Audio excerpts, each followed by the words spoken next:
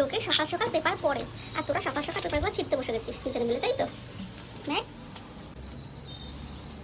তুই বাবা ছিটছিস ওদের মতন, তুই তাই করছিস।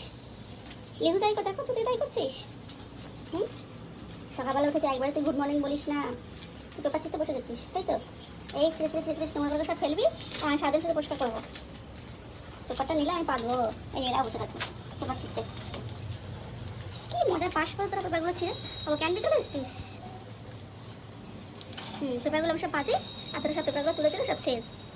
এই কর, কি বদমাস তোরা, কি বদমাস পাখি, কি বদমাস। কার বাড়ির পাখি বলতে এরকম, কার বাড়ির পাখি এরকম দুষ্টু বল। এই সুন্দরী বসে আছে, কি সুন্দর, ও একটু দুষ্টু করে না তোদের মতন, সুন্দর বসে আছে। তোরা হচ্ছে বেশি বদমাস।